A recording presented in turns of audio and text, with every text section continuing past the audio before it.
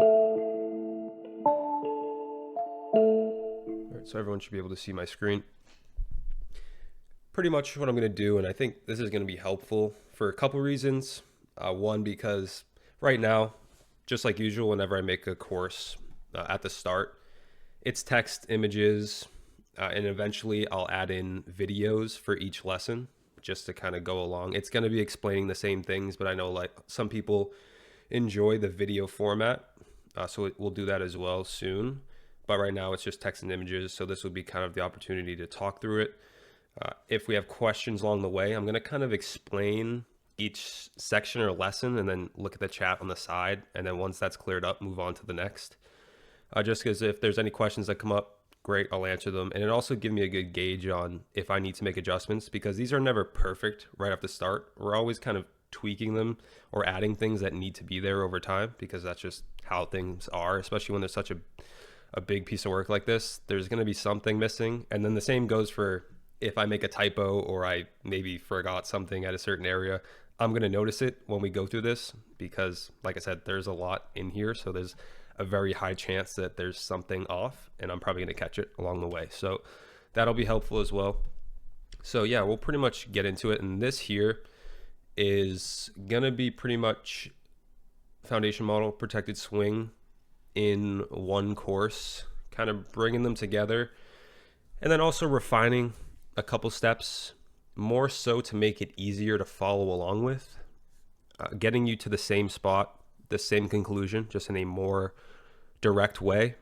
And then also getting access to new data. That changed some of the way that I'm approaching things, because data, when you get access to that you didn't have before, certain assumptions that you may have had before, they change because you just can't go against data. That's what it tells me. So some things were adjusted, especially here in the economic calendar. And that's what we had here as well, where this is pretty much the overview of each section, kind of what I just explained here. And these are the 6 sections: economic calendar, price signatures, caution protocol, actionable market, intraday confirmation, and then trade management. And then these are the things that I will eventually add in as well that I know at the moment. There will be a section for trading the invalidation, which I know is a topic that is relevant because it presents trade opportunities. So that is going to be added here, and it's going to be pretty straightforward when it's involved in all of these things here, and you'll see why. And then of course videos that will go in there, and then quizzes at the end of each section, because I think those are really good, because it kind of makes you reflect back on what you read from before. And another thing you might notice is, instead of sectioning the names or naming the sections as something like weekly profile, price delivery, daily profile, it's in the actual, like, what are you doing in this step of the model? This here, the confirmation, the management. So it should be a little bit more direct in what you're actually looking to do in each part of the model. And that'll bring us into the first section here, which is the economic calendar.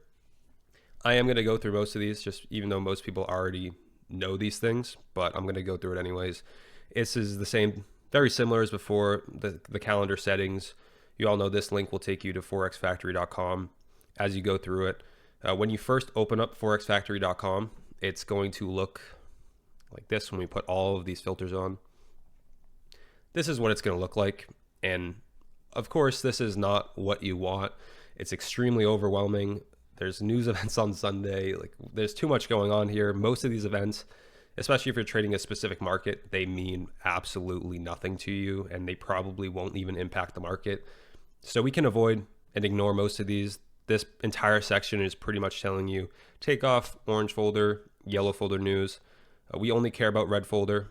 And then we can keep the gray folder on, because this is going to show bank holidays and certain, market closure dates that we want to be aware of. Currencies on the right, I will get to that, but we would clear those out, and we can keep all of these on. So just by doing that immediately makes it better. And if we go back, first one, remove orange and yellow folder news events. We're going to do that right off the bat. That's the first step. Choose currencies correlated to the market that you trade. And we have that down here as well. So this is some example of what you would be doing if you're trading indices. All you want are USD folder news. If you have Forex, choose the cross pairs. So if it's Euro USD, USD, of course, and Euro as well, GBP USD. You see the trend there. That is what you would be doing. And then commodities are an interesting market where, gold and oil, I would be aware of USD news just because overall that's more significant in my opinion, but the impact is rarely very direct on the market, where some event may be at a specific time, but these markets may not always see it on a consistent basis. So these are a little bit outside of the scope of things, but I would only be focused on these as well. Indices and Forexes are very direct in the way it will impact the market. So I would go to the filter, I trade indices. So the only one I care about is USD. I would apply that. And now I have my economic calendar for any given week. And I like to have it in the weekly view.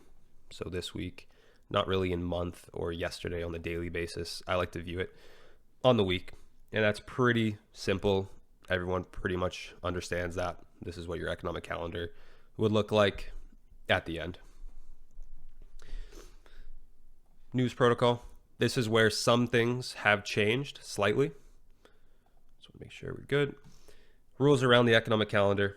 This is where you'll be learning the refined approach, which is slightly different from before, only because of data that I was given access to around the economic calendar, mostly in relation to high impact news, because before, as most of you know, I was always avoiding pretty much the day before high impact news, things like NFP, CPI, FOMC press conference, because they are highly integrated into the market. The market cares about them. And oftentimes my assumption was that would have a really great impact on the previous day, making it more ranged or less likely to expand.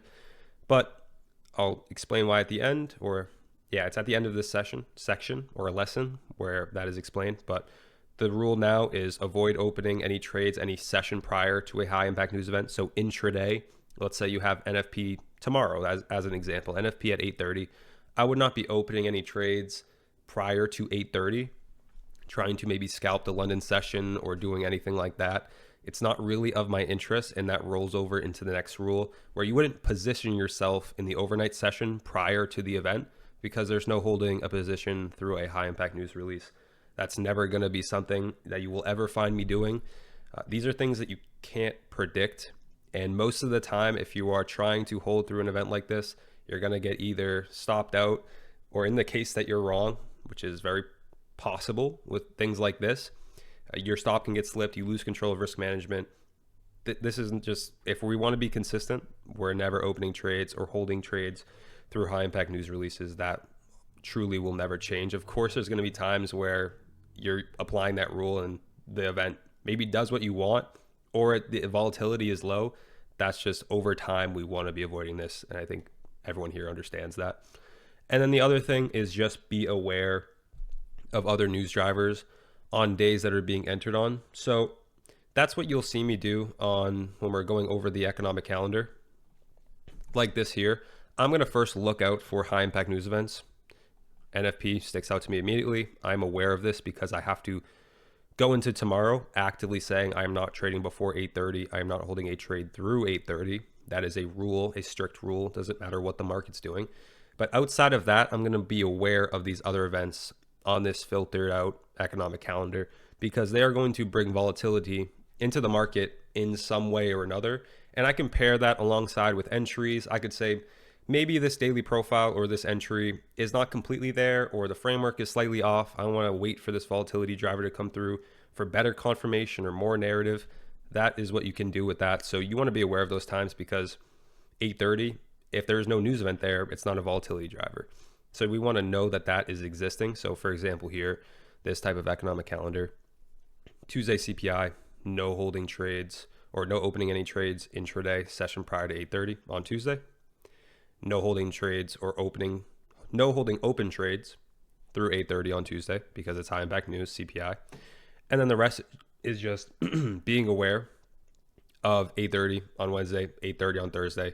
These are, medium impact, low impact that we don't have to be completely concerned with, but we want to know that they are there because we can pair them with entries. And this is the data that we were seeing which is changing that rule for me. Day, this was over a couple. It was holding consistently over the years, but this is specifically from this year just to match the volatility of what this year has been like, which is pretty high. But this was showing the average range of total trading days is 365. So if you take every day from this past trading year in 2024, the average is 365 from high to low, the range. And if we take every day before a high impact news event, which is still a pretty good sample size, it's 341. There's not really a significant difference here to really blame news as its own thing to say that this is impacting the daily range to that significance. And honestly, the only reason it's below that average is because this data set is taking in CPI on a Tuesday, which means it's counting in Mondays. And that was really the only significant outlier. And since that's included in this data set, it's going to knock this number down. Day before NFP and day before CPI were actually on average greater than this number here. So there's really not enough there for me to say I have to continue avoiding that trading day. And that's enough for me to move out of that rule. And that's why it's like this in the course, just backing up with what is the data telling me to do. And then just off the bottom here, high impact events are mentioned in this lesson. And these are the three that you have to worry about. Everything else can just be applied as understand that it's in the economic calendar. Moving on, this is a very simple section, and I've talked about this in the past. A common mistake with the economic calendar or some expectation is that when we have an economic calendar that looks like this, there's news all throughout the week, and it's looking like, wow, this could make a large difference, or this week is going to be the best week of my trading career. This doesn't necessarily mean that the market is, one, going to offer great opportunity, or two, is going to make significantly large range moves every single day. That's just not the case. And on the other hand, when we look at something like this, this is a real economic calendar. This year, when we see one news event on the week, it's lacking in any red folder events. This does not mean the market is guaranteed to consolidate or can't offer large range moves. It's just that there's no real protocol around the economic calendar, and all I need to know is 8:30 on Thursday will bring some volatility. And that's just something to avoid, and not just assume that something like this means large expansions are coming and something like this means the market's going to range, because that is not the case, and it does not hold up over time. I think most people are probably pretty comfortable with understanding the economic calendar, but if there was any questions, I would look at them. But I assume most people are pretty on track with this, and there's nothing too crazy there. The only difference was the news protocol, but you saw the numbers as well. So moving on to price signatures, this is what I was saying. I don't know if it picked up or not, but I'll say it again. This here is not really an actionable step in the model. These are just things in the charts that we have to understand because they come up again in other parts of this model here. So these are just the basis of certain price concepts, which most of you, I'm sure, already understand. But again, just like the economic calendar, I'm going to walk through it. So failure swings, that's the first thing. That's the concept of basically areas in the market which are lacking reversals, and we are usually using them as areas to draw into, and we're not interested in trading away from them. So a failure swing is basically like shown here. You form an initial low, and instead of reversing off that low, we trade really deep back into that while not going all the way through it and then starting to trade away. In the same way, a failure swing high, we form an initial high. We don't fully reverse from it. We trade really deep back into it without taking it out and then start trading back away. That forms a failure swing where we're not really interested in trading away from these points. And it's a pretty simple concept. And when we have a failure swing, the relevant point that you're looking at, you're not worried about this here. You keep looking left because that is just a failure swing to this initial point that was formed in the market. That is the area of focus on the low. That is the area of focus on the high. Not this high here, not this high, not this high. Look all the way left. And that is where your point of focus goes when there are failure swings in the market. And with these price signatures, this applies across pretty much all time frames. False failure swings, this is where we bring into potential divergences, where when you look at failure swings in the market, we have, let's pretend you don't see this here and you don't see this. On one pair, you see potential failure swings. So off the lows, failure swing, off the high, failure swing. The first thing you want to do to actually make sure that these are true failure swings, because this is going to change how you approach this market, you want to look to a correlated pair. So if you're on ES, you're seeing failure swings in ES, go to NQ. Make sure that there are also failure swings at that same point. If you're trading euro, look at pound, which is correlated, or look at dollar, which is inversely correlated. If you see something like this where, okay, I have my failure swings, potentially I'm going to trade align with that or understand that that's there.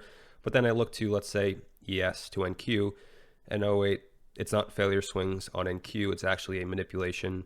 This is not a failure swing.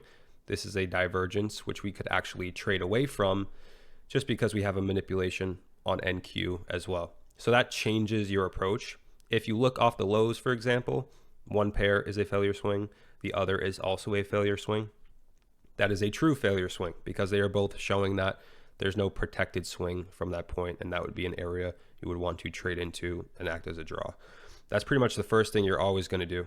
And then you have a little brief description of what the purpose of failure swings are, which I pretty much just went through there as well. And now we have the opposite of failure swings, where this is pretty much used as a draw, versus protected swings are going to be part of framework where we're going to look to trade away from these areas. And this here is really just manipulation or a divergence, which we kind of got into right there. And again, most of you probably understand this already. Manipulation is going to occur at relevant highs and lows in the market, and we will get into this, what is a relevant high or low. But we have a low in the market, and we would expect some form of manipulation to take place there. And we go down the line. Manipulation is basically the start of a protected swing, because whether it's a divergence or just a manipulation, it's there either on one pair or another. So this is really the basis of it. And this is an example. We have that low. It runs it out. It wicks above it. Sure, if a bias is bullish, that could be a potential start of a manipulation, but we need some form of confirmation to that to occur. This is pretty much like how it was in the protected swing course. You've probably seen this before. Low, a change in save delivery, the series of down close candles that ran into the low, that highest opening price, draw that out, close above that is a confirmation that this low does not need to be traded back to. And if the market's bullish, we would expect it to trade away from that point. This becomes a protected swing, and you're looking to trade away from that. That's your confirmation. And then an invalidation. This changed slightly from how I explained it before. In the last course, which I think could have been a little bit confusing, was it has to do, I think the way I phrased it was, it depends on the time frame being applied. The difference here is that, time frames can kind of overlap in certain areas. So this here, the way I'm explaining it is, it depends on the step in the model that you are applying. So if you're using it for a higher time frame framework, then you're going to use a close through 50%. So if you take the highest down close candle body to the lowest down close candle body, it's the opposite. If it were bearish, we're going to mark out 50% of that this here. And if you're using this as framework, so let's say this could be a daily time frame, then this would be a point of invalidation. If this could be an hourly time frame and a new day is opening, then this is acting as your framework, because on the higher time frames, since it's being used as framework, we don't want to see deep moves back through that point. We want to see the market be in respect to that and then trade away. And if we're using this as an entry, let's say this is a lower time frame, maybe you're on a 15-minute, your stop loss is always going to go on the opposing swing, not 50%. We're not putting stop losses internally. We're not going to try to jam our stop loss to make it smaller. We're always putting it on the opposing swing. And that's just really the main difference there. That's where your stop loss goes. That's the full invalidation point. Because when you commit to an entry, it can trade past 50%, and you're just going to continue allowing that to play out, because there's going to be plenty of scenarios where it does that, and then it starts trending back towards your objectives. So that's really the only difference with the invalidation. It's not, the difference is more in the explanation, not in the way you would be doing it. So pretty simple, 50% instead of the opposing wick on an entry. And then here with manipulation, we do expect this pretty much across all time frames. If we're finding a relevant level and we expect price to manipulate that, we want to see it happen fairly quickly and with some form of urgency.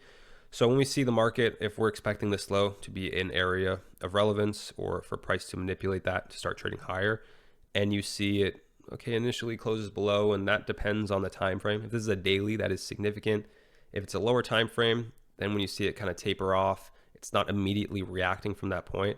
This is an invalidation of that manipulation. It's showing no intent to trade higher.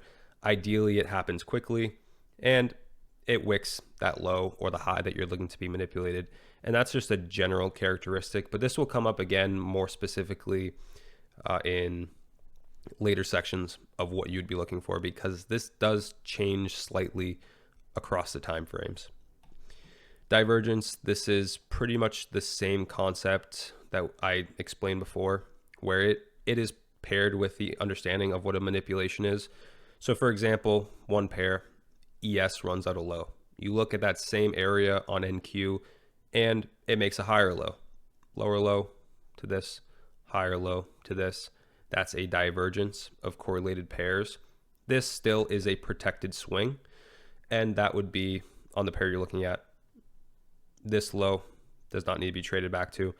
And the confirmation on this, instead of it, because you don't have one pair is making a lower low, the one with the divergence, even though this is a higher low, we're still going to use this series of opposing candles to act as the confirmation, this close above. So that slightly varies from a manipulation, where you're going to look for that lowest low or that highest high, the series that ran into it. Because this is a divergence and a correlated pair ran through it, we can use this series here as the confirmation to this low being held, and that comes to this part here. In a divergence, this is not the protected swing. This here to the left is. So while one pair on the other would be this swing because it made a lower low, when you're looking at a divergence, if it's bullish, the lowest low to the left is the protected swing. If it's bearish, the highest high to the left is the protected swing. We don't want to use this one here. So if it's on an entry, we're going to use this as an area to be respected. If it's on framework, then we expect this low to not be traded back through. Opposing candles. This is more for when the market is in a continuation. So we've already formed likely a protected swing. We're trading away from it. The market is in that continuation.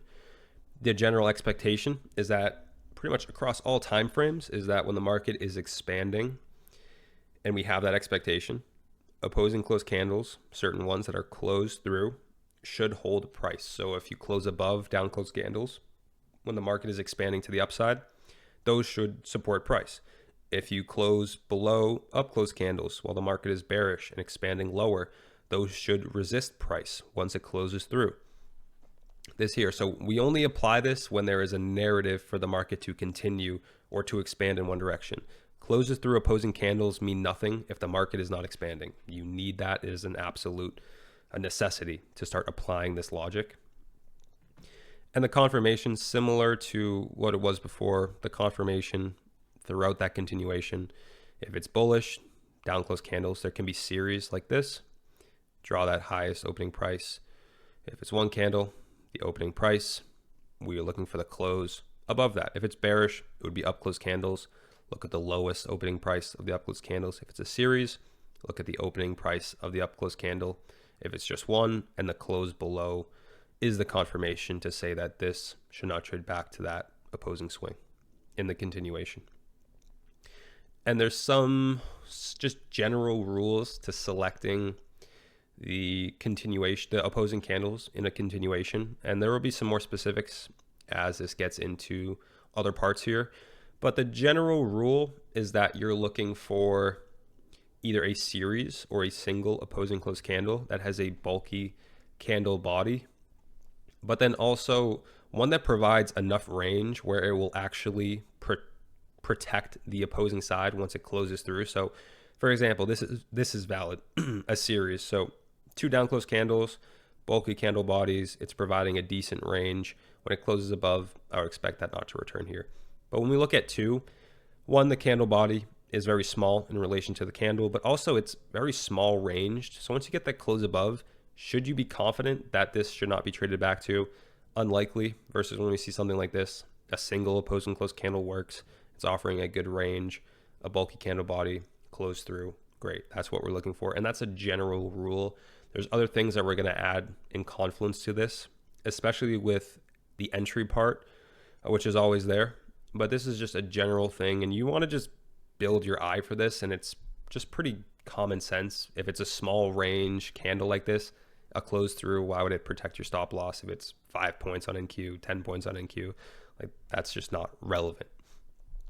Invalidation, this is the same as it would be for a change in state of delivery on a manipulation or a divergence. So when we look here, invalidation, there's opposing close candles. If it's a series, the highest body to the lowest, 50%. When we're using it as framework, equilibrium. When you're using it as entry in the continuation, your stop goes, or the invalidation is on the opposing swing. It's not at the low of the down close candle if it makes a new opposing swing.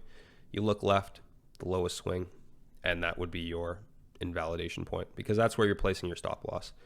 It's the exact same thing in the continuation for that there.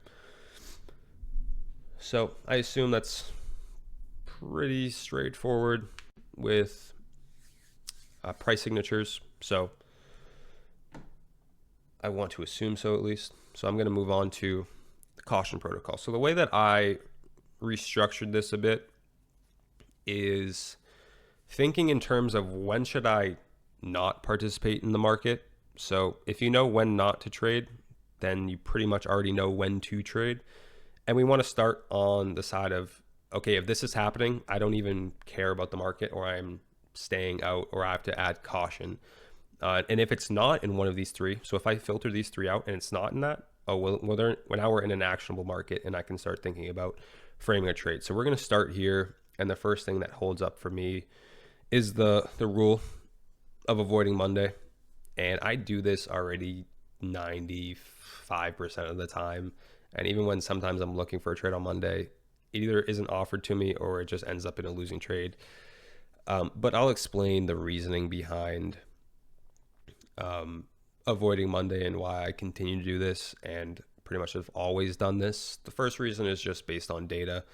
Monday in itself is just smaller ranged on average from the open to close, the high to low. Just in general, it is a smaller range day out of all of the days of the week. And that's just one reason out of the few where I'm going to think about avoiding that, because I'm interested in anything that can put me onside more likely with an expansion day. I'm more concerned with that than anything. The second reason, which I think somewhat plays into this, but news can bring narrative into the market. It can bring certain volatility at times on these days. And Monday is always prior. It never has much news on the day. So it's really lacking that volatility that can be injected into the market. And that can sometimes be an issue when you want that for added confirmation, added narrative. And that's pretty similar for this as well, where the way that I view the market is every new week, I almost see that as a complete reset on the market, where sure, maybe I had a bias from the previous week, but when we open a new week, I am completely reassessing the market and I'm resetting my perspective. And when I do that, the weekly range matters in a way. And a lot of times the week will open where I don't really fully have a bias in mind, and I'm going to let Monday trade so I can actually look back on it. And what does that tell me about where I can go moving forward?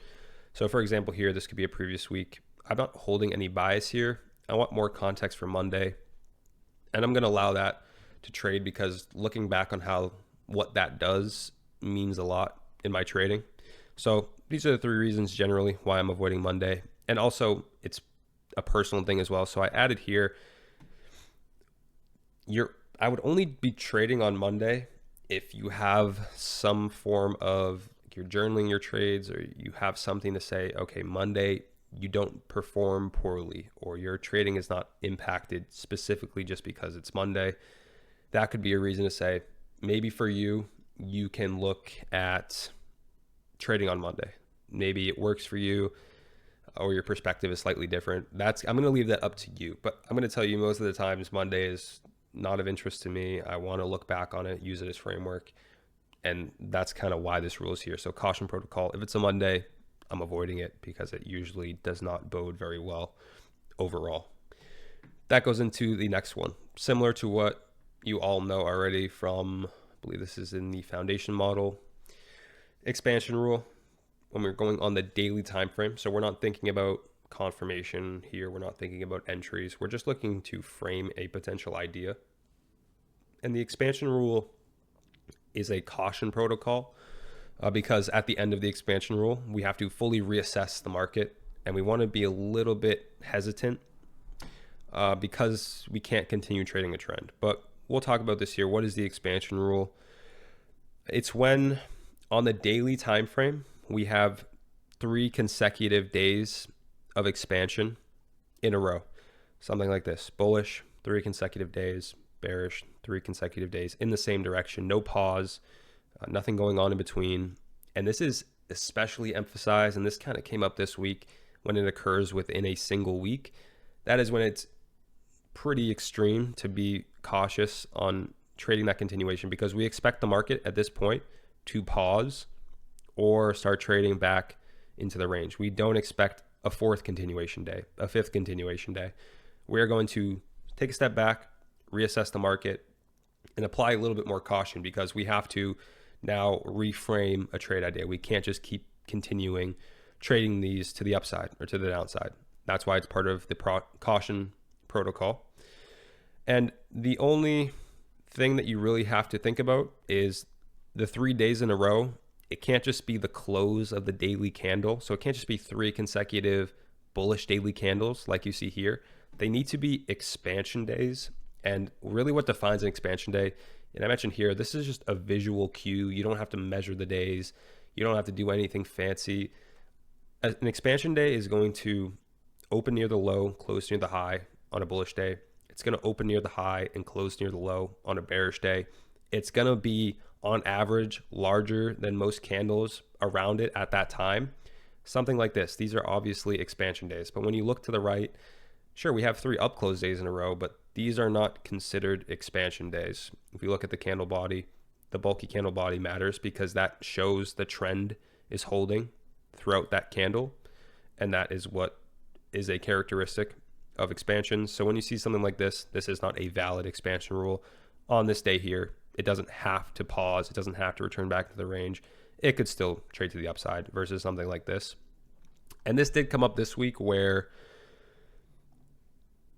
here within the current week, that matters a lot more than when it's just happening in general. But we can see this playing out pretty consistently. Honestly, this is one of the most consistent rules of the market, in my opinion. When we have a new week, I would emphasize it there. 3 days of expansion. And today, the market just completely halts that continuation. It looks like this trend is never going to end. And then suddenly it pauses. Same with this. Tuesday, Wednesday, Thursday, the market just stops. It just stops in its tracks. And this is what I would be focusing on for the expansion rule. You can consider it when it comes outside of that, but really intra-week, that's going to be super significant. And for a day like this, that is coming into my bias on the market. And that expansion rule, it's really simple, but it's super effective when you view it in this way. And the third, caution protocol. So if it's not a Monday, you can look for a trade. If it's the expansion rule, you can't keep looking for continuations. You have to reassess the market. The third is when the market is in a neutral range. And this is going to happen when you look to both sides of the market and there are failure swings. So just like I talked about before, you can't really trade away from failure swings. If there's failure swings off the highs, it's tough to trade lower. If there's failure swings off the lows, it's tough to trade higher because those swings are not protected. We like to trade into these, not away from them. And when the market shows, this is going to be better viewed likely on an hourly time frame, 4 hour or 1 hour. When we look to the high, there's failure swings. Okay. If we're off the lows, there's failure swings. And then we reach back towards, if we draw out those 2 points and we draw towards equilibrium, you are now in a completely neutral market where both sides of that range are intact. and you don't really have a direction to trade into because neither of these sides are protected. This is that first sign of a neutral market. We can view it on a daily time frame as well. It's good to get an understanding of when you see certain daily candles, you can anticipate that they are likely failure swings just on a lower time frame, on like the hourly or 4-hour. This here, for example, like when I see this on a daily time frame and I see like closing near the high, but I assume this is not a reversal in this candle, but then the next candle, it doesn't really reach all the way up there. I'm going to assume that's a failure swing on an hourly time frame, similar to this where it's reaching down close to it. This is likely going to be a neutral market where you have to wait for one side to be traded to. And this really comes up again where if you see this condition happening here, you have to first look to a correlated pair to confirm that is actually a neutral market. So the same thing that you did, or the same thing I mentioned in the failure swing section, you look to both sides of the market. Okay, there's failure swings. Are we in a neutral market? Well, if you go to a correlated pair and one of them is showing a manipulation at that same point, suddenly this becomes a neutral market. This is a neutral market to not a neutral market. So if there's a divergence off the high, this pair manipulated, I can actually trade that lower because we can trade into failure swings and away from a protected swing. But if you don't see that when you view a correlated pair, that should be the first thing you do. Then it is a neutral market, and then you can move on to the protocol of a neutral range, which is going to be really either one of two things. You mark out the high or low, and you're waiting for one of those 2 points to get traded into. Does the market manipulate that point? Because again, that is a relevant level. Just like a failure swing, we're looking to that highest high or that lowest low. That's a relevant point in the market. You're going to ask, is it going to manipulate so I can trade it back into the range to the opposing side? That's pretty classic and what is ideal in my opinion. And what we're going to see here on a daily time frame is these can be traded intraday, but we're going to assume we're looking at the continuation and we reach up into one side of the range and the daily candle closes, it wicks that high, for example, on the daily candle. That's the first sign that you could look for. And then we can break this down to an hourly time frame. And likely within that wick, you could find some form of a change in save delivery on the hourly. And that would be enough to say that it's not continuing through that high, it's manipulating it. That would set for you to look to the downside or a continuation. The other thing we can look for is this especially is unlikely to be traded intraday. Because it takes time and we really want to see the daily candle closure on this. If we have the range set just in the same way, we're waiting for one side to be reached because anything internal is neutral. We close through on the daily candle. When you have a really aggressive move through that high, this is not showing willingness to manipulate. And then especially when we close aggressively through it, that's going to be the first sign that I could see this market continuing through that point. And if we go to an hourly, one way you can look for confluence on this, and a lot of times you're going to see, we go to a daily candle, we see this, and then we go to an hourly time frame, and we reach up into that high. A lot of times it's going to try to manipulate, or it'll pause around that area. And if we see a down close candle around that point after we've traded to that high, and we close through it, that's even added confirmation that this is acting as a continuation, and we are likely going to trade through the upside. This can happen on the downside as well. We close weak through this low and we trade the continuation. There's a few good examples of that recently, but that's really the signature that you're going to look for. So more emphasis on this for not trading it intraday. If you trade through a high like that, more likely you're going to want to wait for the following day because you want to see that daily candle closure and then get that confirmation again on the daily profile, because this rarely aligns with a good daily profile. You're going to want to wait for the following day. This here can be traded intraday, but it will really depend. Everyone understands that large wick rule, but this will come up in one of the following sections. But if it opened near the high, sure, that could be a fair thing to take intraday if you're trading reversals. So these are the three. If the market is not in one of these three conditions, then it is in an actionable market, and that's when you are looking for potential trades. So I think it's easier, in my opinion, to look for the negatives first, and then if it's not that, then we can think about trading. So these are the three there, and nothing too out of the normal for those three. I don't see any questions, so I assume everyone's fine with it.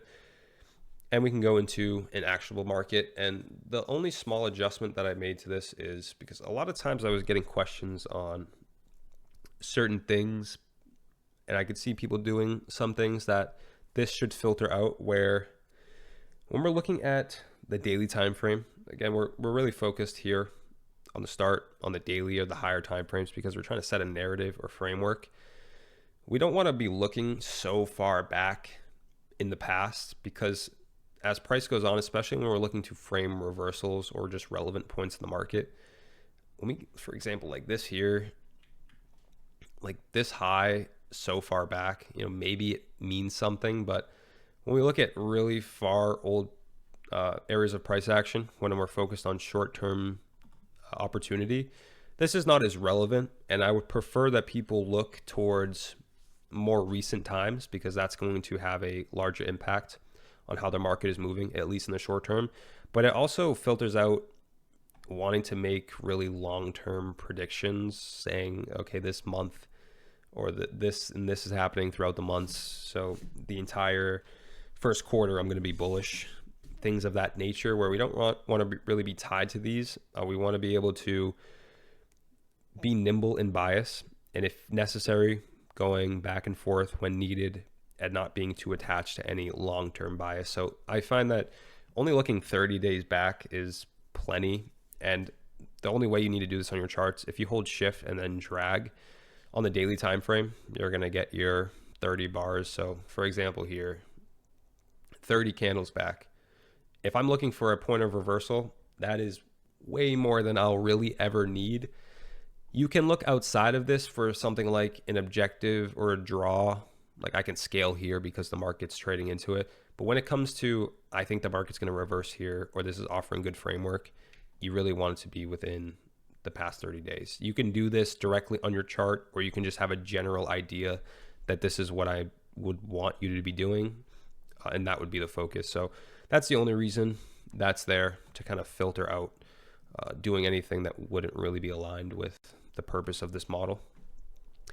Here we get into actual trade opportunities. So if the market is not in one of the three caution protocols, then we're in an actionable market. We can think about trades, because if something's not happening, that means something is happening, and we are looking for certain things. And for this here, just like everything else, we want to start on the daily time frame. If you notice, every time I go to a chart, I'm going to the daily.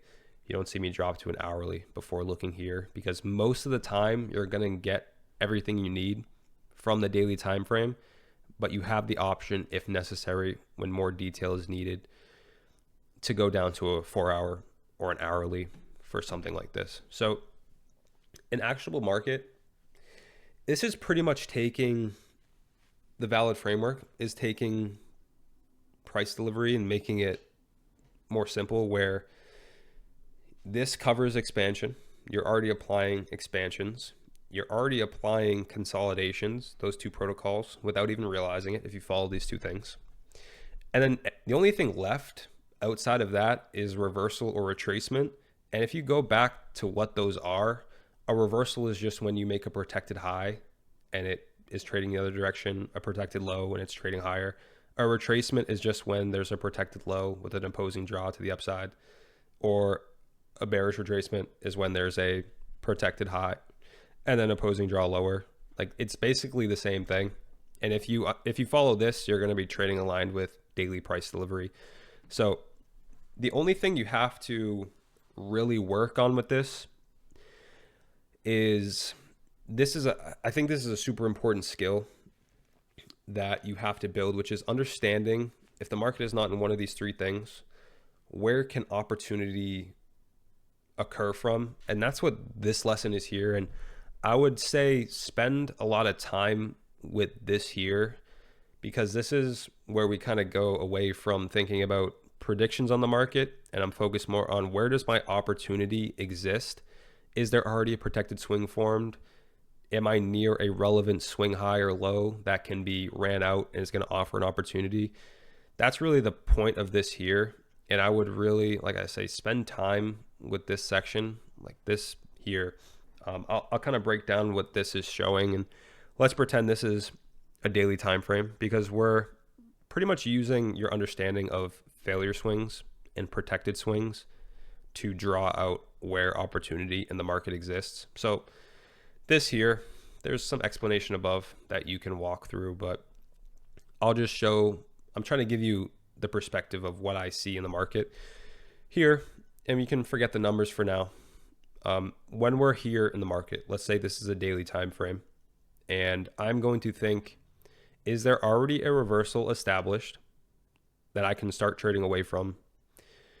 Or is the market, are we near a point of relevance where there is an opportunity that's going to be offered? And this is similar to the neutral market, but this is just drawing out what is relevant and what I should focus on. So let's take this here. So the next day is going to be opening here. And I'm going to look left to say, has any of these previous days offered a reversal? This high here. So let's take this for example. Let's start here. We've ran out that high in candle 1. Candle 3's high ran out. But is candle 3 that extreme high? Is this a relevant high in the market? Well, when I look farther left, and that would be within that 30 days, this is just a failure swing to this high. So just like the failure swing lesson, because this is a failure swing to this high, this is not relevant. So when we run this out, I don't see this as a protected high. So I'm drawing this out because when I look left, this is the extreme. There's nothing beyond that point that I have to be concerned with. This is a relevant area in the market. If it were to run that out, manipulate, great. I have a potential valid framework. I can do the same thing off the lows where I keep drawing left and failure swing to this low. This could be a potential protected swing, but I have to ask myself, did it trade into anything relevant? And we look left, and again, this could be a failure swing to this low here. So this is not relevant. This is not going to hold in the market. And then I keep going left, and this is the extreme of that low. And you may ask, why is it not this low here? The way that I view these things is, let's say this low, you could call it a protected swing, but this low here, if the market were to run this out, because when we have swings in the market, the first general idea is a manipulation. If the market were to run this out, let's say it goes all the way down here and then starts trading higher, this will not become a failure swing to this low, meaning it doesn't become an irrelevant low, because there's enough distance between these 2 points that this is kind of outside of what I care about in that moment. If it's not going to create a failure swing to it, I can then consider this relevant. That is the extreme of that range. So this low doesn't matter, this low doesn't matter, this low doesn't matter, but this one does. In the same way that this high doesn't really matter, this high doesn't matter, we keep looking left, and this one does. Now, this is one of those things where you have to practice with this, because you're going to build an eye and just an understanding for what is relevant in the market. And it's, we can kind of do this with these here. So it's difficult when we're at all-time highs, where like this is the only relevant point. When I look left is, previous day high, because when I look left, there's nothing there. That's all I really care about. It's tough to gauge it at this point, but I could take my example from this here, where I took a long on this day on Tuesday. And the question is previous day low a relevant low, or is it just a failure swing to these other lows below? And to me, this is a valid or a relevant low. I can see it on the daily time frame, but I'll go down to the hourly even more so to draw this out, where I have an opposing draw. There's failure swings to the left. Great. That's a draw that I could be using. But this low means something to me, because when I look left, this is the next relevant point in the market. And I try to view things in just like a larger scale. So when I see these price swings, I see something like this, the low, the high, to the low. And this here, when it manipulates that, in this daily candle, is this low relevant? hundreds of points below, it's just not likely. It's just not relevant to that trading day, all the way down there. So this is relevant in my eyes. It's the extreme low where this is just not an area in the market that I have to concern with. And it's always in the back of my mind when I'm trying to draw out, is that protected swing valid? Did it occur at an extreme low or an extreme high? Or is the market near one of those points that it can run out for the following day? And that's really these two things. This is what you're going to have for a valid framework, is the market's basically going to be opening near one of those points, and it can make that small opposing run and then expand away. That's the first scenario you're going to have. The other thing is, and that's really only going to matter if you're trading reversal days. I know some people don't, but that's one scenario. And the other is just going to be, if that has already formed in the market, you look and say, okay, it formed a protected swing at that relevant point, and it's already started trading away while the opposing draw is still open. Well, it's just a continuation from that point, and there's really nothing else. That's pretty much where you're always going to find you're trading under one of those two things. It's either opening near that relevant swing and it can trade into it and it's a reversal day, or we're going to already have traded through it. There's going to be a protected swing in the market and you're trading a continuation away from it. And the opposing draw thing, you already understand this. Most of the time, we're just interested in trading into failure swings. So this here, I say spend a lot of time with it because this is gonna matter, understanding where valid points in the market exist. And this is price delivery here. Like I said, expansion's covered, consolidation's covered.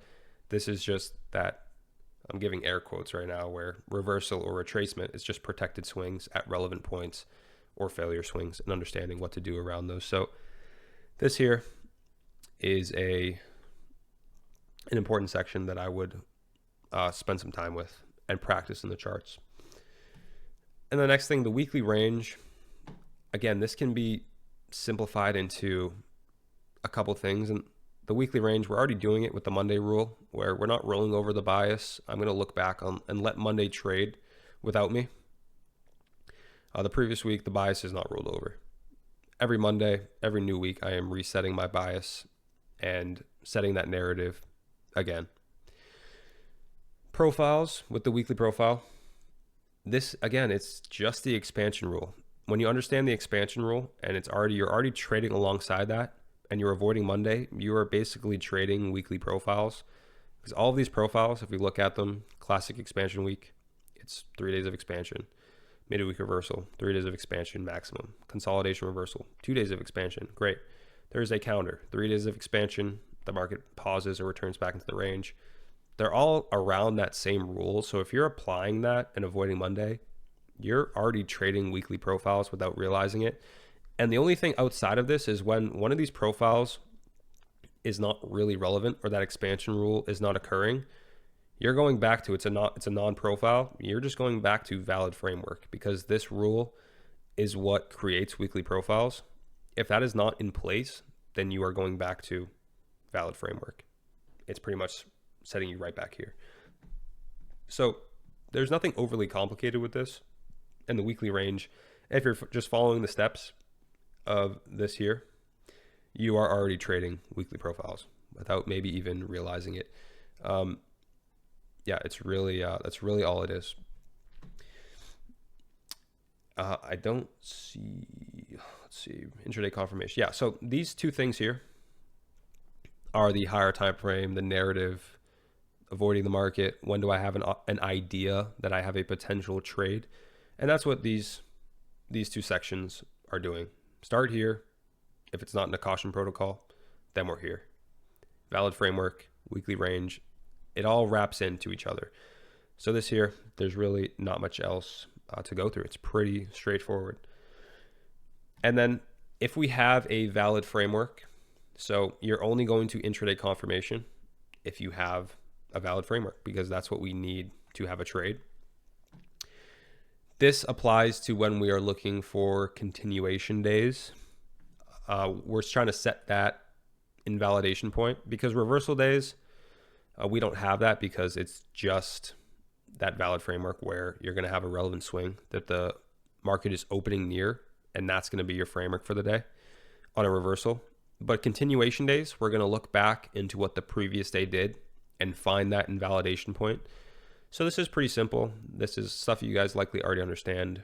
If the previous day had a large wick and closed near the open, then we can just say that we're going to use 50% of that wick here. So from the high of the wick to the low, 50% of that we expect the following day, if it's a continuation, to remain in respect to that. Same thing with bearish. Large wick to the upside. It's closing near the opening price.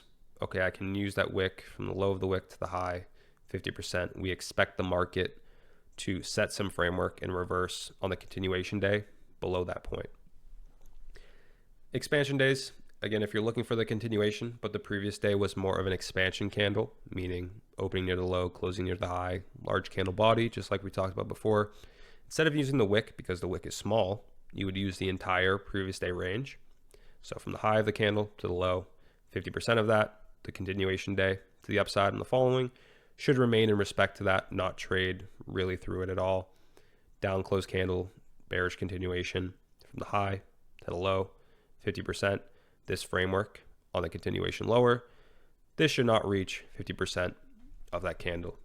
And you have an option when we do one of these two things. We can, if you want, break it down to an hourly time frame and refine that just a little bit more, where you have, this is that daily candle.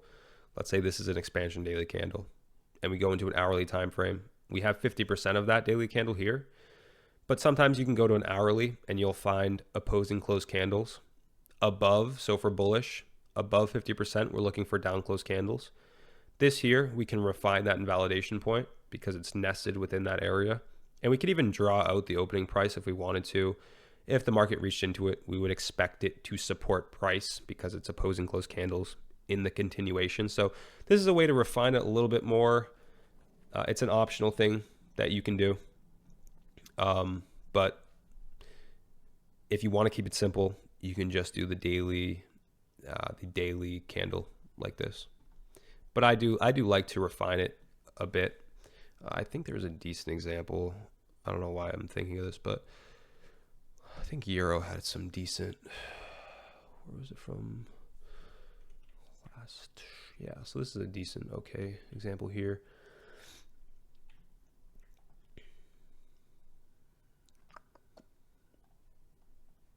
So daily, this is Euro here. I just know we went through this on a live stream. So let's just say, okay, it's a range protocol. Cool. High, run that out. It's a large daily candle. So I'm not going to use the wick because that's not relevant. I can mark out 50% of that. And great, I have an invalidation point. I could stop there if I want to, or you can go down to an hourly and look at if there's opposing candles. Great, below 50%, there's up close candles. That should be in respect on the following day. So when we frame a bearish daily profile, expecting a continuation, I could refine it down or even see these as more relevant opposing close candles because they are, the other side of them are above 50% of that daily candle range.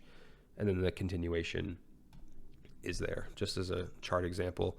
And the purpose of this is mainly because of that small wick rule. We're trying to be interested in expansion days.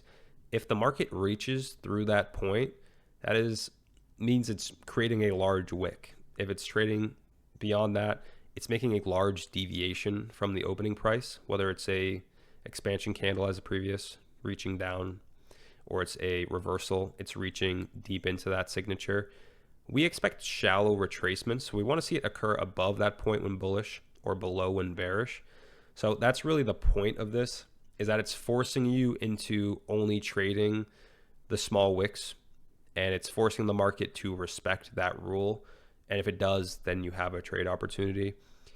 And that's all it is. And that's the same thing with the valid framework, where if you're trading reversal days, and that is actually completely optional, some people may not want to, that framework is because we're interested when it's opening near that relevant point, because it doesn't need to deviate far to manipulate that. It can make a small opposing run and then expand away. Versus something like the neutral range, like this here, when it hits equilibrium, that means it's not really favoring either side. It's not opening near that point.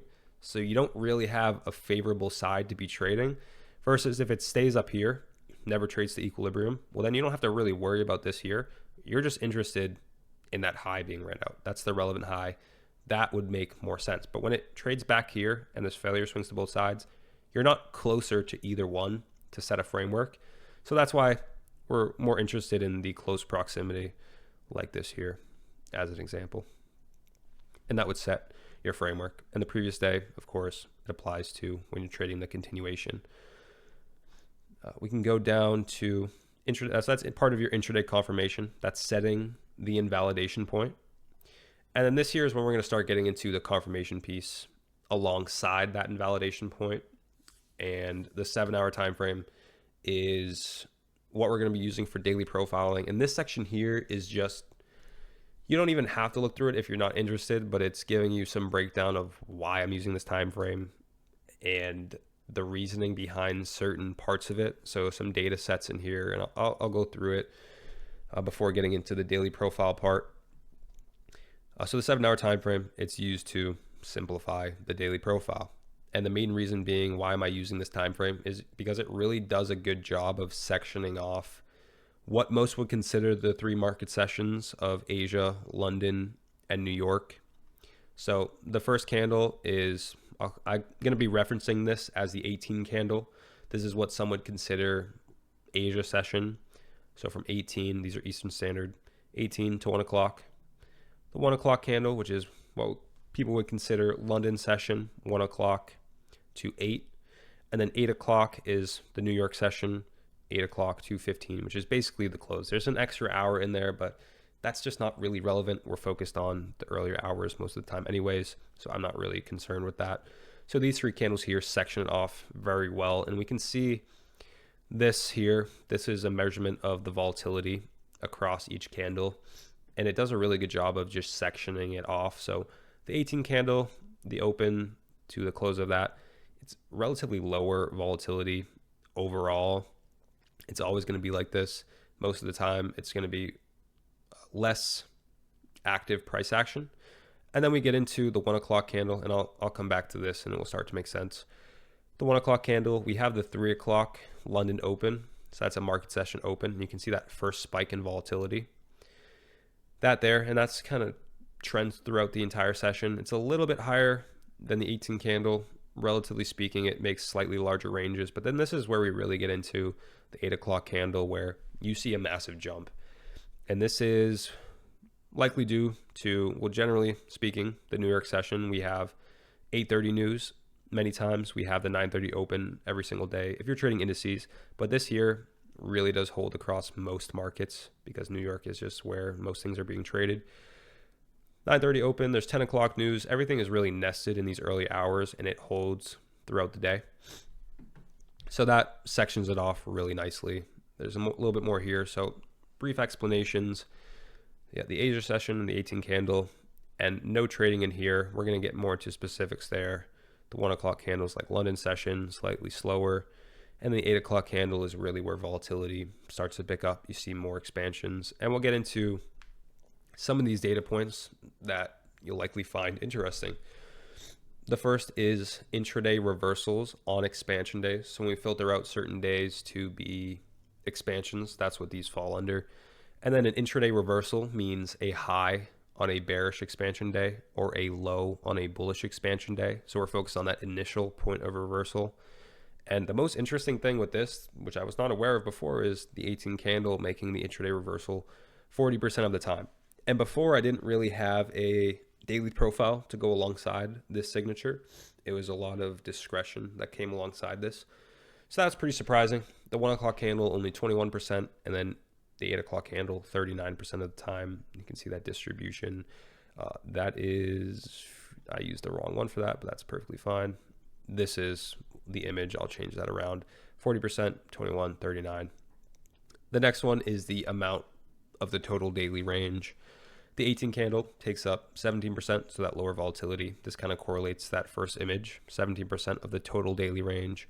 The 1 o'clock candle takes up 24%, and the 8 o'clock candle at over double that does, or almost over triple, 59%, or about 60% of the total daily range. And you can see that distribution here if you were to envision a daily candle. Generally speaking, give or take, this is what you would expect from those 3 candles. And then if we go down one more, kind of bringing this all together, closes in the same direction of the daily candle close. So if the candle is bullish, does this candle also close bullish within that day? This here, the 18 candle closes in the same direction 58% of the time. So 50% to me is like, that means nothing. There's really nothing going on of interest there. So any big deviation away from that is meaningful in data. 1 o'clock candle, 62%. It's a little bit more. And then we get to 8 o'clock, 83% of the time, it closes in the same direction of the daily candle. That's pretty significant. And that's just when we kind of bring all these things together, majority of the daily range, 83% of the time closing in the direction of the daily candle. 40% of the time can make a reversal. You can see that difference here. It's really the candle or the hours where we either want to be entering within or I want to be holding a position through those hours. On average, that is going to be where I want to be participating. And then the 18 candle is usually where I don't want to be participating. And that's just some data points here. I'm going to flip these 2 images around when I get the time because they are opposite. But that's just some data on the 7-hour time frame. And it just helps to understand why certain things are the way they are. For this section here, the daily profile. And there's pretty much a daily profile for each of those candles to form a reversal, but it has to do it in a certain way alongside what your bias is to be valid. So for this here, you have an 18 reversal. This is that profile that can be traded. There is a 1 o'clock reversal. This is pretty classic, a London reversal, continuation here. And then there's a New York reversal, 8 o'clock candle, makes a low when bullish, a high when bearish. And these are the 3 profiles that we would be looking for alongside our framework. So, let's think of this here where small opposing runs from the daily candle in respect to either the valid framework or if it's a continuation day, that invalidation point. This here, if you're just following this process, these 4 steps, you're basically going to be trading daily profiles and you don't really need to get into the specifics. So I added what would happen in each of these. And I think the only one I'm really going to break down is this one here, but I gave each one its own section and a simplified sequence of what it would look like to trade that. But if you're following these 4 steps, you're basically going to be trading daily profiles. And the first is no trading within the 18 candle. So from 18 to 1 o'clock, no putting on entries. We're going to use that. We're pretty much treating it like a Monday in the weekly range where I'm going to let it print. What does it do? And can I look back on it to frame the daily profile? What is it giving me? And then I'm going to use that as context. And this kind of goes with the data too. It's unlikely to offer you a good move. It does make the reversal 40% of the time, but judging when that's going to occur is not easy when you don't have anything else to look back on. So we don't try to enter in this candle on average. So we're going to avoid trading in the 18 candle. And then from that point, some people aren't London traders. I understand that. So I'm just going to go with the assumption that you're always watching the market. Once that next candle opens, we're pretty much looking for, if the previous candle did not establish a reversal, then the current one should. If the current one did not establish a reversal, then the next one should. You're just rolling that over because you're just looking for that reversal to take place. Looking back, we're not trading in this candle. The only time rule base where we're not trading in this as well is, let's say we're bullish and during the open, there is a low in the 18 candle.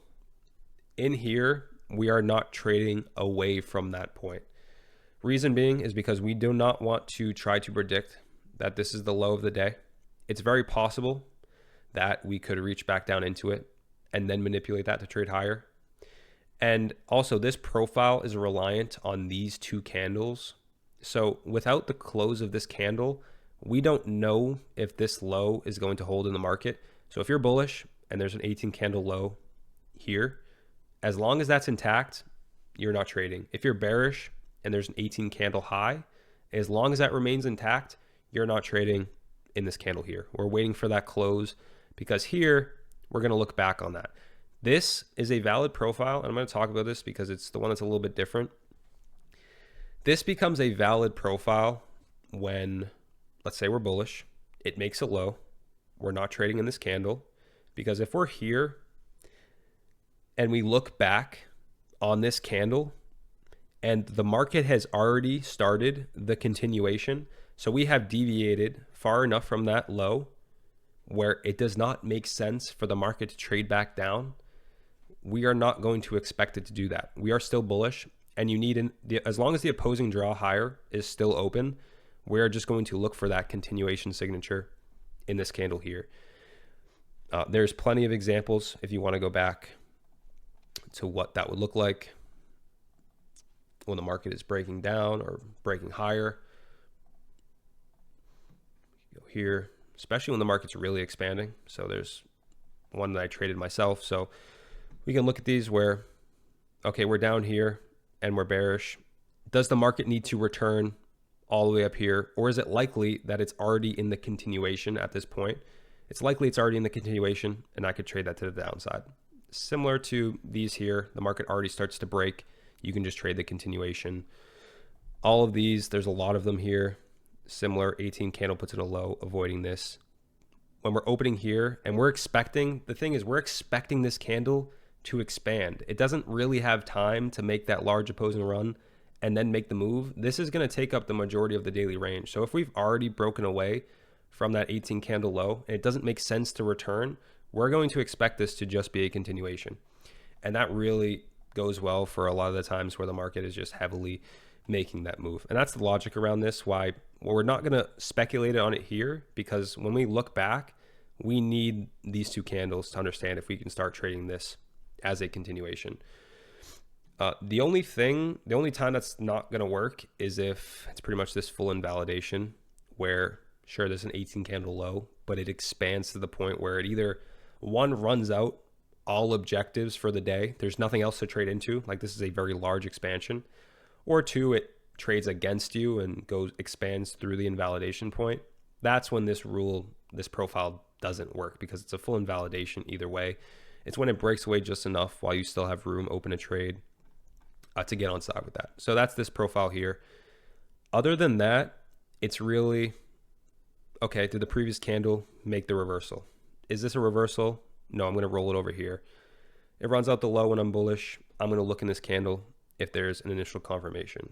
If it is, great, I can trade the continuation. Similar to this, 18 candle, I'm bullish, and I'm going to roll over to the next open here. Did the 18 candle reverse? Or I'm not going to trade it higher because there's a low intact, right? That's the rule.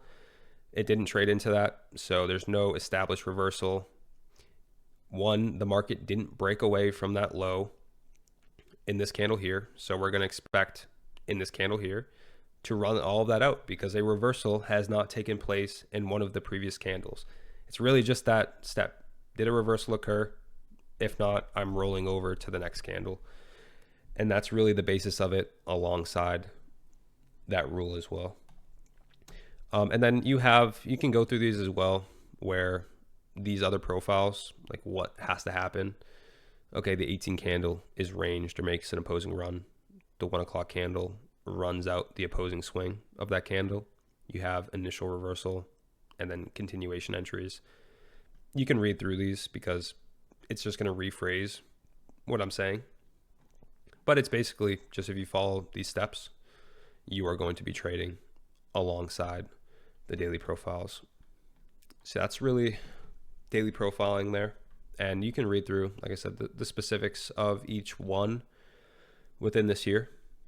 But it's very simple with these 4 steps of what you're looking for. And then we're going to pair that alongside entry logic. This is the last part of getting on side with the trade. Within that daily profile understanding, we're looking for an initial reversal confirmation to a continuation entry after this occurs, because this model is going to be focused on entering in the continuation within either the 1 o'clock or the 8 o'clock candle. Time frame alignment, 1 o'clock candle. Think back to the data. It's a slower window of time. That means these price signatures have more time to develop. So time frame alignment, 30-minute and 15-minute within this time window. That means the initial reversal confirmation, 30-minute, 15-minute. The continuation signature, 30-minute, 15-minute. So both of them apply across these two time frames. The 8 o'clock candle, same with the data. It's faster moving. Things can occur and develop faster. Focus on 15-minute and 5-minute time frame alignment.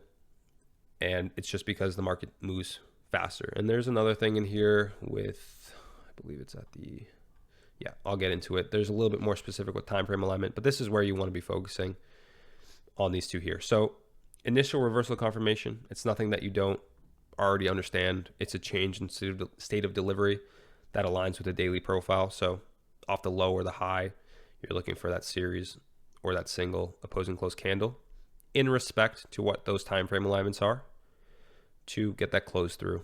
And that's your initial reversal confirmation. And then your continuation entry. This is just like in the opposing candle section. The basis of this are just a bulky series or single opposing close candle that is closed through in the continuation. But we can add confluences alongside this.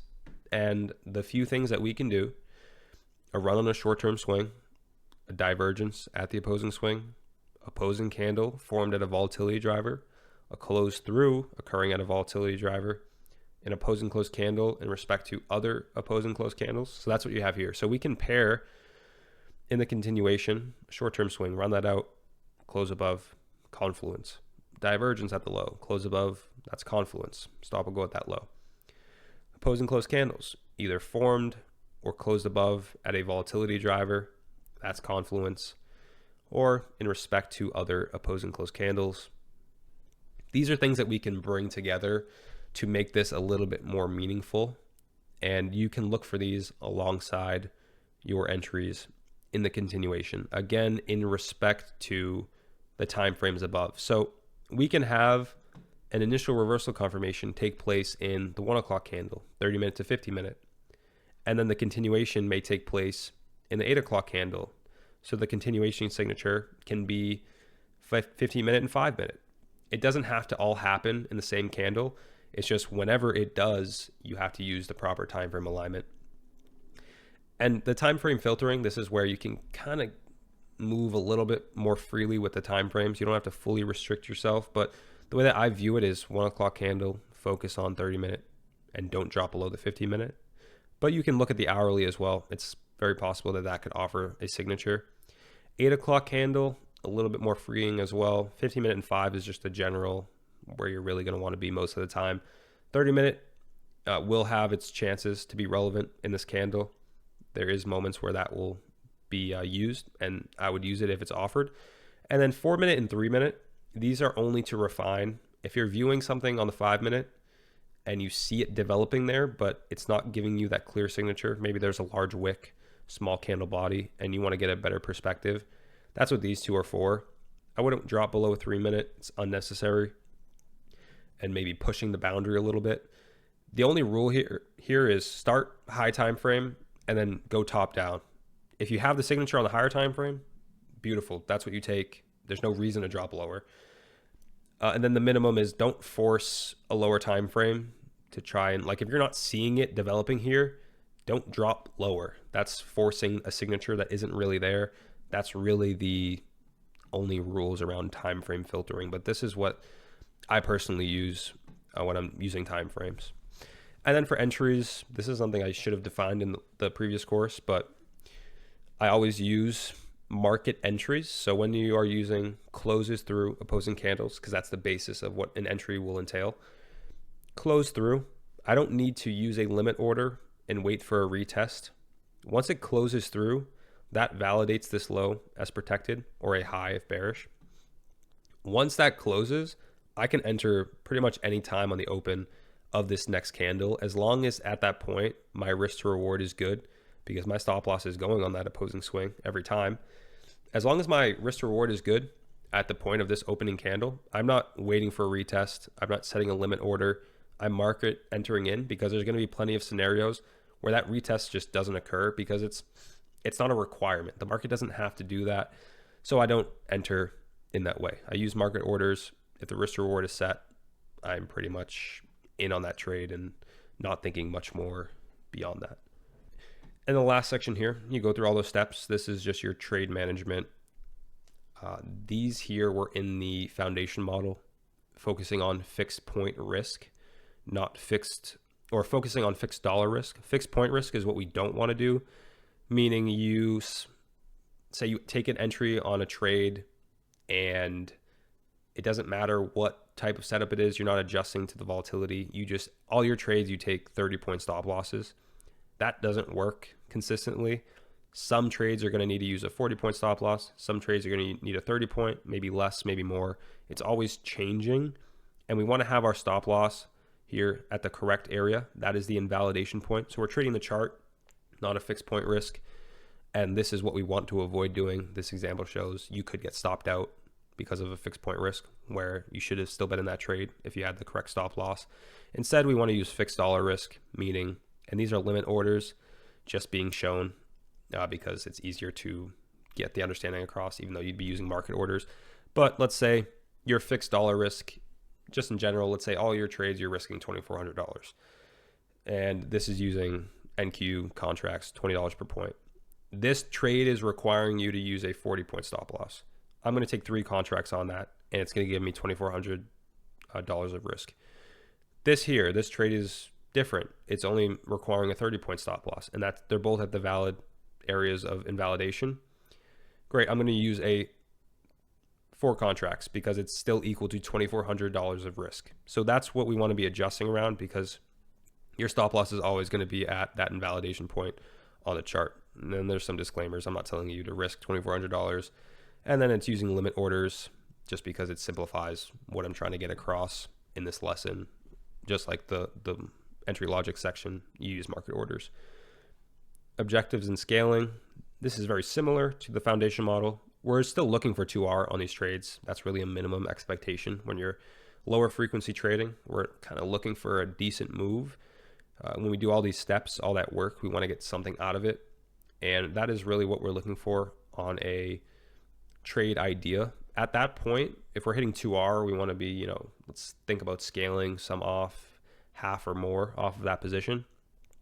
That's that minimum objective. And then we can think about price objectives in the chart. Majority of the time, we're just thinking previous highs and lows.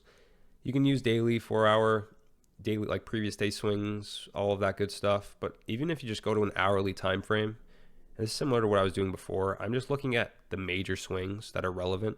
And this is I'm just giving you where my eyes go, like how I'm viewing this. I'm looking at the relevant swings on an hourly time frame, and I'm going to be targeting things like that back into the range if I'm bearish, or vice versa if I was bullish. That's really just where I'm targeting. Anything beyond 2R, and that makes sense for me to scale at. It's really simple. It doesn't have to be overcomplicated when we have objectives, because we already have the narrative set. Now, if we're ever trading back into a range and you don't have lows established like this, maybe it's a large expansion range, and let's say we have a run on a high, we're trying to frame this bearish.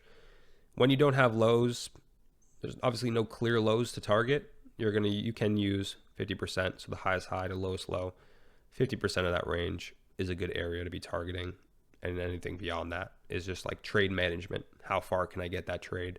This is not going to be as common, but it's here because there will be scenarios where you need to do that. Most of the time, just looking at swings on the other side of the market that you're trading into. Trailing stop loss. This is important stuff with trade management because this is more how do we systematically manage a trade without trying to introduce too much of our opinion or emotion. And the first thing we're going to be doing is being careful with moving stops to break even prematurely. So this rule here is trying to minimize the impact of trying to protect a position too quickly.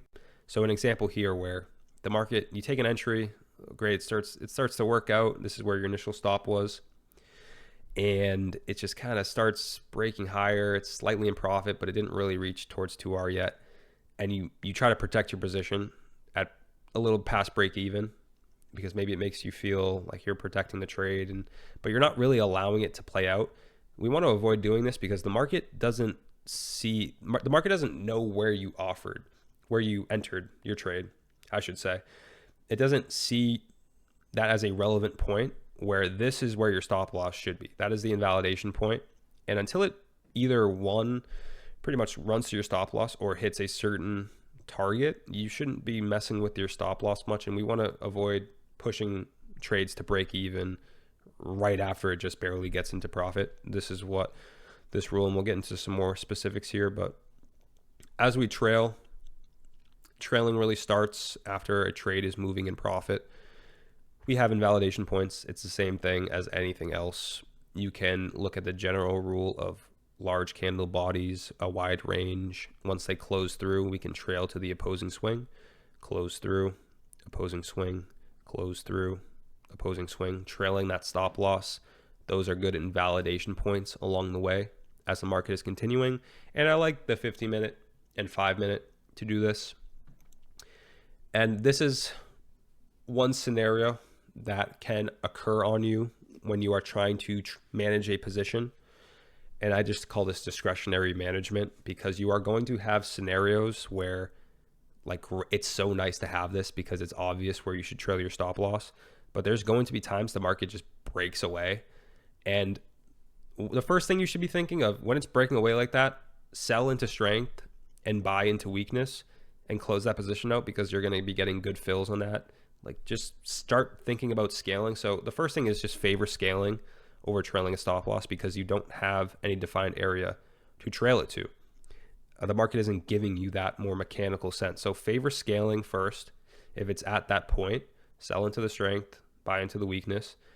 The other thing we can do is, sure, we'll probably already have some off the position at this point, trailing a stop loss in relation to risk to reward. So let's say if the market is here, I already have some of my position off, and there's still an objective open higher. Let's say it's 30 points above.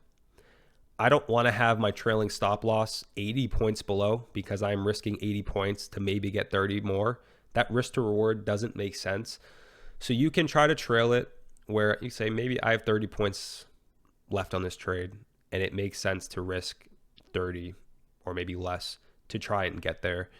There's no defined invalidation, but I'm going to, in risk to reward sense, I'm going to look to see if that is worth my time. And that's why we're really thinking about that after scaling, because we want to secure a position, or maybe you already close it fully into weakness or strength. But that is what you're really thinking about when this happens. And this is all about management here, trailing your stop loss. I think we're still looking for 2R on these trades. That's really where we're trying to push our trades to get to. But you can start thinking about doing things like this once your trade hits 1.5R, just to give you some more room where it did start to break in your favor. It's far enough, and before it does one of these two things, you are pretty much hands off. You're allowing it to do what the market needs to do. And then once it reaches that point, if it does, then you can think about these things here and trying to manage it to get to 2R, or you can allow it to run more. The only thing we just don't want to do is allow a trade that's up on us, especially when it's up like 2R. We don't ever want that to turn back and turn into a losing trade or a break-even trade when it's that deep in profit. Take your trade when it's at that point. Final section, this is a little bit new, but I've mentioned this before with your risk management. This is going to be personal to you in a few different ways, but risk management is going to be around having some data of understanding for your personal self, and it may change over time, but what is your maximum consecutive losses over a larger sample size of trades? And I say here, ideally, it's best to have this number if you have some past journal, or can input that and find what that number is for you, or you can back test it if you do it properly, like not in a way that's going to skew the number. And you want to be aware of what your maximum consecutive losses are. So wherever you are currently in your balance, and whatever some maximum drawdown, if you're trading a personal account, how much you're really willing to get down before assuming that you have to go into, or how much you can be willing to face and draw down. What is the maximum that you can take and still have a buffer to get yourself out of it. Let's say this example shows you have $5,000 to work with at that current point. You can take your worst over a series of trades was 5 trades in a row. That was the worst case scenario. Your risk management should be prepared for that. It's unlikely based on probability, but it is possible. And we want to be ready for that to happen. So you want to be able to take 5 losing trades in a row and still be able to get yourself out of drawdown in some way or another. So this is an example of that. And you just want to be aware of these things. So like, for example, if you were risking so much to the point where you take 3 losing trades in a row and you're completely knocked out, your risk is way too high. It's beyond manageable because you are going to have these times where consecutive losses just happen. You could be doing everything right and you're going to face, just based on random distribution of outcomes, you're going to find yourself in some form of a consecutive losing streak. That's just what happens, and you want to be ready for that. Similar to that, where some things are out of your control, an intraday rule, never taking more than 2 losses in a day. If that happens under a model like this, where it is usually lower frequency, we're trying to frame good confirmation and narrative. Either one, it means the day is just not going to deliver. Like, everything could be aligned. You do every step, it all looks perfect. Some days just don't deliver the move. Doesn't matter what you think, how good the framework was, it just doesn't do it. You want to be ready for that to happen. And if you take 2 losses, done. The other thing is that if you take 2 losses on a day or in a certain idea, it's just likely that you were wrong, and it's just better to move on and just reset on the next. So that should just protect you. This is just downside protection of certain things in the market are going to happen, and you just have to be prepared for that. Because if you don't do this here, it doesn't matter how good you are over this on this side. It just all gone. Doesn't matter. So we need to do these 2 things right. And it's just for protection of the downside. So that is everything there.